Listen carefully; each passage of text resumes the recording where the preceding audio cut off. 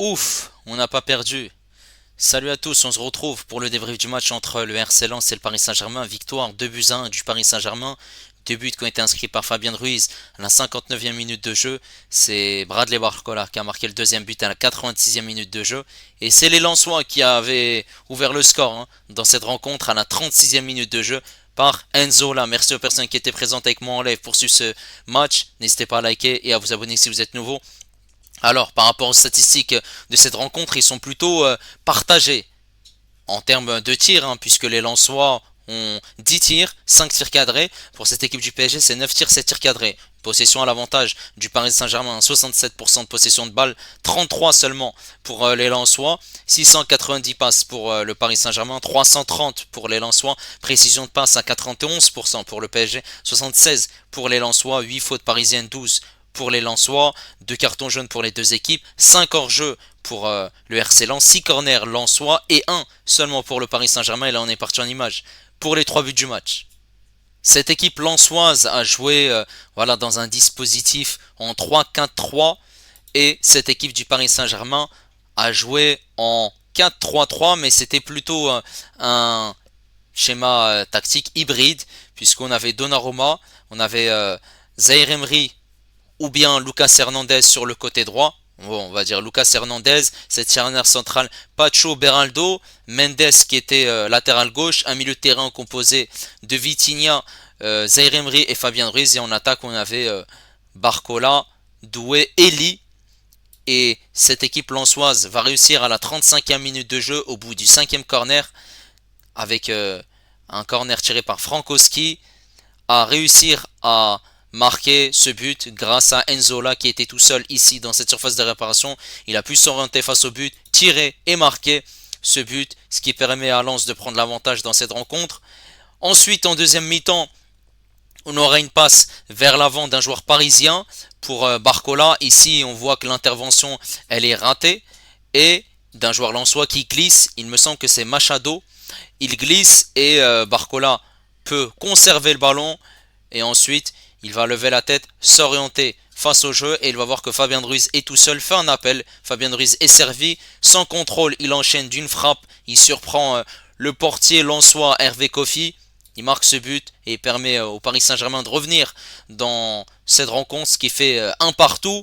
La joie très rapide de Fabien Ruiz. Et ensuite, il y aura du coup en fin de rencontre, à la 84e minute de jeu, voilà, un dégagement de Pacho. Mendes qui va récupérer ce ballon pour éviter la sortie. Ensuite, il va s'orienter et faire cette passe vers son partenaire. Et ensuite, ça va se jouer à une touche de balle. Les Parisiens qui vont essayer de trouver des solutions. Ici, la remise pour Vitinha. Vitinha qui va décaler sur le côté droit pour Doué. Doué qui va accélérer. Et ensuite, on va voir ici qu'il y a un très très très bel appel de Ramos. Ramos fait un appel, mais en même temps, le fait qu'il part vers l'avant, le défenseur lensois le suit pour le marquer. Ce qui laisse du coup forcément un espace et ce qui permet à João Neves d'avoir de l'espace devant lui et d'obtenir le ballon sans difficulté. Forcément, on voit ici que Frankowski part vers l'avant pour essayer de gêner João Neves, sauf qu'il laisse de l'espace dans son dos. Et donc, on voit que cette défense lensoise est déséquilibrée. D'un côté, Barcola qui a énormément d'espace, et de l'autre, on voit que Ramos est absorbé. Voilà, il a attiré plutôt le défenseur lensois. Donc, à ce moment-là, de justesse, il fait une passe magnifique à João Neves. Voilà, extérieur pied droit pour Barcola. Barcola le contrôle dans cette surface de réparation. Et ensuite, l'enchaînement. On voit qu'ici, Frankowski veut revenir, mais c'est trop tard. Et ça va être un magnifique but, puisque ça va heurter la barre transversale et ensuite rentrer. Ce qui fait 2 buts à 1 pour le Paris Saint-Germain. Et forcément, Barcola est très content puisque il retrouve la sensation de marquer en Ligue 1 après 2 mois, même s'il avait marqué contre l'Espali. Et aussi, il a fait une passe décisive dans cette rencontre pour Fabien Ruiz. Voilà, le Paris Saint-Germain a fait une deuxième mi-temps très très très intéressante par rapport à cette première mi-temps qui a été très compliquée. 8e victoire consécutive, toutes compétitions confondues pour le PSG, Salzbourg, Lyon, Monaco, Lens, Monaco, Saint-Etienne, Espali et Lens. Et le prochain match, ça sera contre Manchester City. Mais avant de parler de Manchester City, eh ben, il faut qu'on parle quand même hein, de cette performance du Paris Saint-Germain. En première mi-temps, c'était très très compliqué. On n'a pas vu une grande équipe. Hein. On a eu seulement deux occasions. Cette frappe en dehors de la surface de réparation de Fabien Ruiz, l'arrêt de Kofi, une autre frappe écrasée de Désiré Doué qui a pas mis énormément de puissance, mais beaucoup voilà, de passes pour essayer de déstabiliser ce bloc lensois qui a très très bien défendu en première mi-temps et qui a réussi à marquer sur coup de pied arrêté là on est mauvais hein, clairement, que ce soit sur corner ou sur coup franc. Ils ont réussi à nous poser des difficultés, à être pertinents même s'ils n'avaient pas forcément le ballon.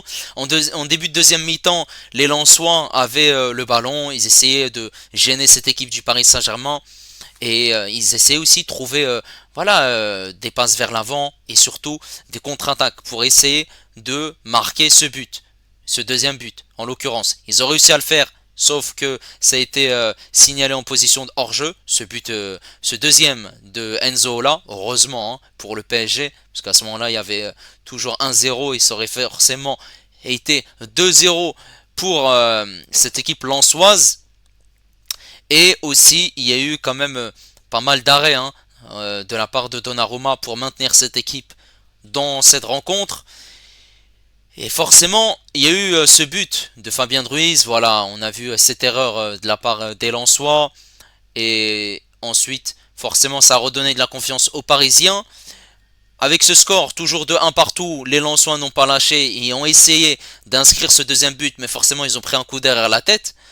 Voilà, on a vu une équipe du PSG qui a essayé de trouver des solutions. Il y a eu des changements qui ont été effectués à la 60e minute de jeu en faisant rentrer Neves à la place de Hernandez et forcément le PSG qui jouait à 3 et a du coup joué à 4. Zaïre Emery est passé latéral droit et Neves au milieu de terrain. Et on a vu aussi Ramos rentrer à la place de Lee. On a vu aussi un changement. Barcola qui était sur le côté droit en première mi-temps et Doué à gauche et Lee en faux numéro 9. Bah, ils ont changé de position Barcola et Doué. Barcola a basculé sur le côté gauche en deuxième mi-temps et Doué sur le côté droit. Et donc Ramos, lorsqu'il est rentré, il était en faux numéro 9. Et lorsqu'il est rentré, on a vu qu'il y avait pas mal de solutions et c'était plus la même équipe. Que ce soit voilà, au niveau des automatismes, mais même aussi au niveau des solutions. On voyait Ramos décrocher et on voyait aussi pas mal d'espace. Et forcément le PSG voilà, essaye d'attaquer. Il y a voilà, cette occasion de Mayoulou dans cette surface de réparation. Et aussi ce très très très bon but qui a été construit voilà, suite à une récupération de Neves. Et ensuite voilà, pas mal de passes pour à l'arrivée trouver Barcola. Très très belle aussi appel de Ramos pour attirer le défenseur vers lui, ce qui permet à João Neves de mettre un très bon ballon dans cette surface de réparation pour Barcola qui met un magnifique but qui surprend Hervé Kofi. Voilà, ils ont réussi à déstabiliser cette équipe, hein, parce que c'était une très très belle équipe lensoise qui a réussi à être pertinente hein, quand même. Donc voilà, maintenant on va parler de la prestation des joueurs du Paris Saint-Germain. On va commencer par Donnarumma. Donnarumma, même s'il encaisse ce but, il fait une prestation très intéressante. En fin de rencontre, il a fait des arrêts intéressants. Hein. Cette frappe de Grady où il sort un arrêt incroyable. Il a fait des arrêts pour maintenir cette équipe, puisque forcément cette équipe lensoise voulait hein, gagner cette rencontre. Ils étaient à domicile. Voilà, c'était un match à guichet fermé. Bravo à Donnarumma qui a fait une prestation très intéressante. Sur le côté droit, on avait Hernandez. Bon, il jouait côté droit, mais c'était plus une défense à 3. Voilà, on a vu un Hernandez qui a été intéressant hein, dans cette défense à 3 aux côtés de Beraldo et Pacho, puisque Hakimi n'était pas présent sur la feuille de match, tout comme Dembélé et Marquinhos. C'est sûrement pour le faire reposer. Hein, voilà, 2 matchs consécutifs qui joue pas Hakimi contre Espali et aujourd'hui contre le RC Lens. Et on a vu Hernandez très intéressant, même si voilà, il y a eu des erreurs par moment, mais je l'ai vu intéressant, pertinent au niveau de ses placements, des duels gagnés aussi. Voilà, il est sorti remplacé par Neves.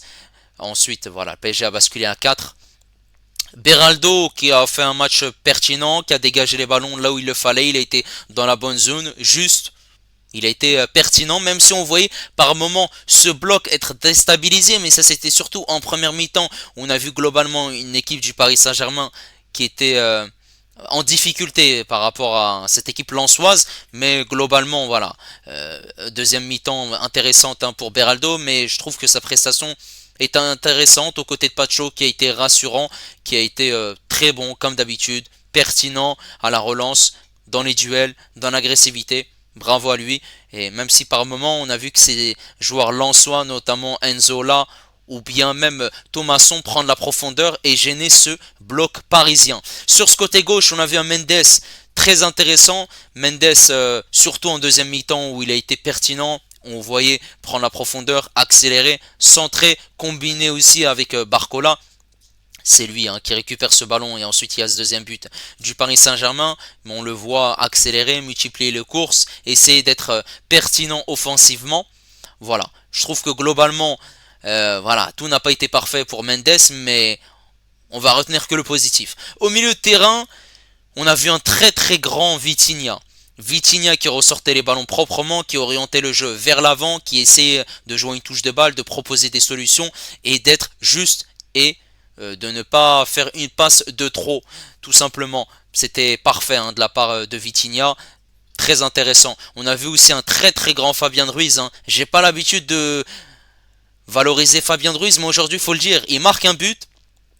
Il est pertinent aussi dans les courses à haute intensité, dans les replis défensifs. Pour récupérer des ballons, il faut des fautes intelligentes. Et on a vu un Fabien Ruiz jouer vers l'avant. D'habitude, il joue vers l'arrière. On se pose la question, on se dit qu'il est peut-être avec l'adversaire. Mais non, aujourd'hui, il était un joueur du Paris Saint-Germain. Et c'est comme ça que Fabien Ruiz doit faire ce genre de prestation en fait. Il doit maintenir ce niveau-là, de jouer vers l'avant. C'est seulement son deuxième but en 17 matchs de Ligue 1. Et il doit jouer vers l'avant pour essayer d'attaquer, de proposer offensivement. On l'a vu en première mi-temps frapper en dehors de la surface de réparation. Il y a cette frappe qui a failli tromper Hervé Kofi. Et il y a ce but en deuxième mi-temps où il se retrouve dans cette surface de réparation. Très intéressant. Ensuite, on a eu Zaïre Emery qui a été baladé au milieu de terrain, à droite, dans une position pour lui qui n'est pas forcément habituelle. Et du coup, j'ai trouvé que la prestation de Zaïre Emery, même si c'est pas dans son rôle habituel, il a été intéressant. Voilà, il a fait des fautes pour déstabiliser ses Lensois. Et forcément, c'est ce que demande Luis Enrique, que les joueurs soient forcément dans une position hybride. Comme en attaque, lorsque Barcola jouait sur le côté droit, Doué à gauche et en deuxième mi-temps, les deux joueurs ont changé de position et l'un est passé à gauche et l'autre à droite.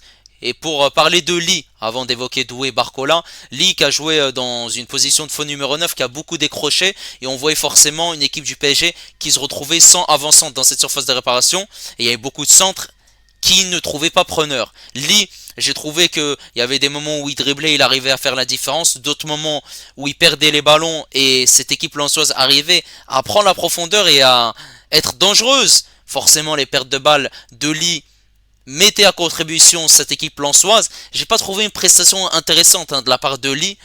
Voilà, normalement il devrait pas être titulaire contre Manchester City, ça devrait être Dembélé qui devrait être titulaire, même s'il n'était pas présent lors des deux derniers matchs.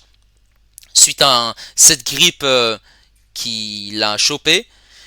Donc Lee, c'est pas pertinent sa rencontre, même si il a fait des belles choses et on le voyait par moments ralentir le jeu du Paris Saint-Germain, puisque sur ce côté droit on ne retrouvait pas le duo habituel Hakimi-Dembélé qui prenait énormément la profondeur. Voilà, c'était forcément Ali qui était statique et qui essayait d'apporter des centres mais qui ne trouvait pas preneur. Maintenant Doué, avant d'évoquer Barcola, prestation intéressante, il arrive à déstabiliser cette équipe lensoise, mais je trouve qu'il y a eu du déchet dans son jeu.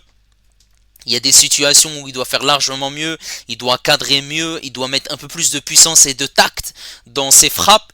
Il a réussi à être pertinent, surtout en deuxième mi-temps, lorsqu'il a basculé sur le côté droit. Lorsqu'il était sur le côté gauche, c'était plus compliqué que prévu. Et en deuxième mi-temps, on l'a vu être pertinent. Voilà, il prenait le couloir, il ramenait le jeu vers l'avant, il accélérait, il jouait une touche de balle. Voilà, on va dire que c'est une prestation correcte, même s'il doit être bon dans le dernier geste. Et maintenant, pour Barcola, c'est un but et une passe décisive. Voilà, il marque son 11e but de la saison, égalité avec Jonathan David et Mason Greenwood, qui ont tous 11 buts chacun. Et forcément, Barcola, je ne l'ai pas trouvé en forme en première mi-temps. En deuxième mi-temps, par contre, il est très intéressant, puisque il était sur ce côté droit, mais forcément, il avait pris le couloir gauche. Il fait cette passe décisive pour trouver Fabien Ruiz. Et aussi, il arrivait à faire la différence. Même si tout ce qu'il a fait n'a pas été parfait, on le voyait forcément faire des dribbles, tenter des situations pour déstabiliser ses joueurs lensois. Il arrivait à le faire par moments, d'autres c'était plutôt compliqué. Après, là où il doit s'améliorer Barcola, c'est de l'analyse. Analyser voilà, les situations où il doit être juste, prendre la profondeur, être bon au niveau de son placement, parce que par moment il demandait le ballon, mais il prenait pas la profondeur, ou il jouait pas en une touche de balle, et forcément il faisait une passe en retrait. Donc il doit être juste pour essayer de faire les bons appels et les bonnes différences au bon moment. Forcément, voilà, il a réussi à marquer ce but, mais il y a eu des situations où il devait faire largement mieux. Et contre Manchester City, tu dois faire une grosse prestation pour espérer te qualifier parmi les 24, tout simplement. N'hésitez pas à me dire ce que vous avez pensé de la prestation du Paris Saint-Germain. En tout cas, le Paris Saint-Germain est plutôt tranquille en Ligue 1 avec 10 points d'avance sur Marseille, qui jouera demain contre Strasbourg. Monaco qui a perdu contre Montpellier. Voilà, ils font la mauvaise opération pour le moment, puisque Lille a gagné contre Nice.